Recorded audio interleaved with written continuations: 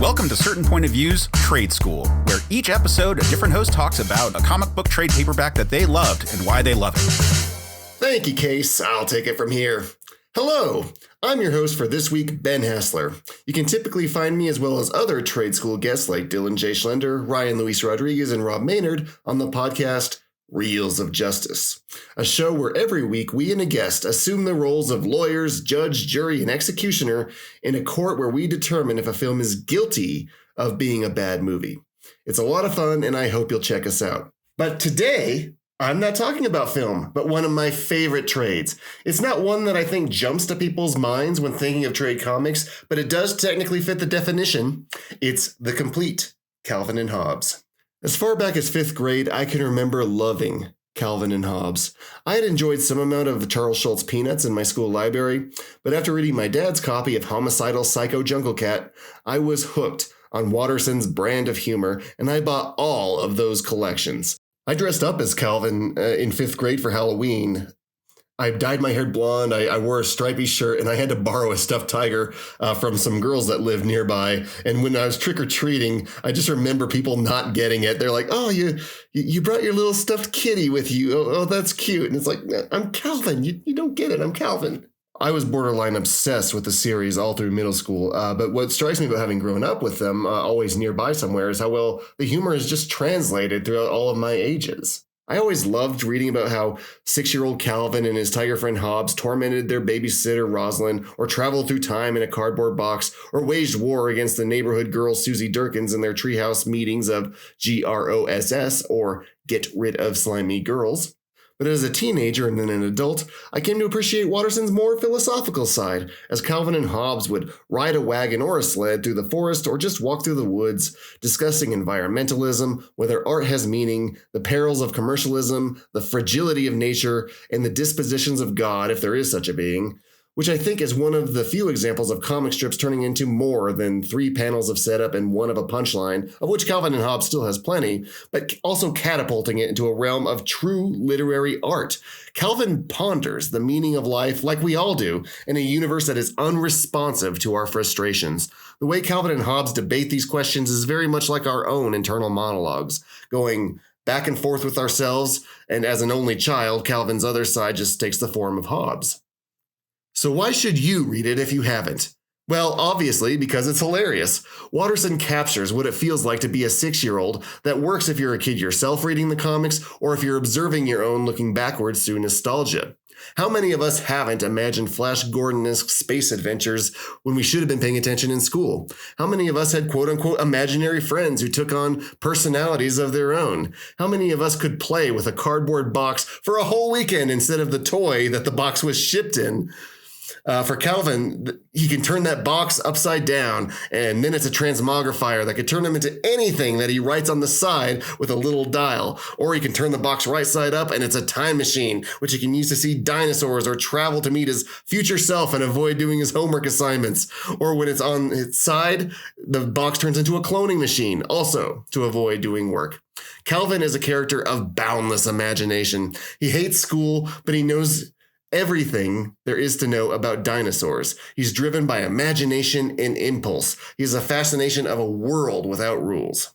Yet he also asks the big questions of life and the universe. Often in the same series, he was doing something selfish or reckless.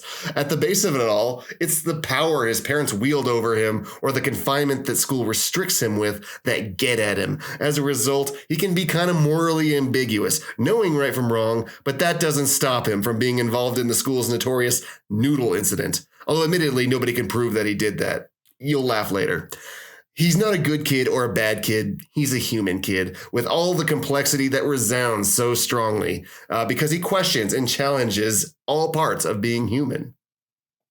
The counterbalance to Calvin is, of course, Hobbes, who is a true friend and sometimes antithesis. When you first start going through the comics at any random point, you might think he's simply an imaginary friend, a stuffed tiger that is alive in Calvin's mind, or even more erroneously, some people assume that he's a stuffed tiger that magically comes to life whenever Calvin's around. Hobbes is a character who is often observant and wise, making him Calvin's internal conscience. Yet, like any cat, he has a playful and mischievous side to him. We often find him waiting by the door when Calvin comes home waiting to tiger pounce on him, joyous that his friend is home, but also delighting in the fear that it instills in him. Hobbes is loyal and quietly affectionate, often grounding Calvin with his soothing presence when Calvin's nature often makes him spiral out of control. He never suppresses Calvin, he helps give Calvin's shape. Yet as loving as Hobbes is to Calvin, some of the strip's funniest moments are when the two are at odds with one another. Calvin boiling into a bout of pure rage and Hobbes steadfastly holding his ground with just a bit of smugness, all perfectly animated with hilarious facial expressions and dynamic posing. This is all made even the funnier when Watterson makes us realize as onlookers pass by that it's just one kid getting all worked up by himself yelling at a stuffed tiger. Pouring through the pages, you'll often find yourself looking forward to the recurring bits like his grotesque snowman, stupendous man, his lifelong crush on Susie, masked with hostility, his endless attempts to cheat the system with his school test answers, playing Calvin ball, the dread that he won't get any Christmas gifts from Santa this year due to his morally ambiguous behavior, his using politics to threaten his father that household 6-year-old demographics aren't really optimistic about his chances of being reelected dad, avoiding the foods his mom puts out on the dinner table, the monsters hiding underneath his bed. Calvin, Hobbes, Mom, Dad, Susie, Miss Wormwood, Rosalind, Moe, you'll love and look forward to all of them and watch them evolve before your very eyes. Calvin is not the character you see peeing on things on the back of a truck rear window. He's so much more. In fact, all of those are unlicensed. Watterson held true to his principles. He didn't try and market Calvin and Hobbes at all, except for the books, some calendars, I think one T-shirt. Anything that's like a decal or a toy is not something that he participated in. Calvin never peed on Ford or Chevy, but he also never knelt before the cross either. Why should you read the trade if you are familiar with it? Well, I appreciate it more and more each time I read it. It's something that I can always find something new in. Watterson loves the comic strip format and has perfected it into a true art form. He masters those facial expressions so well.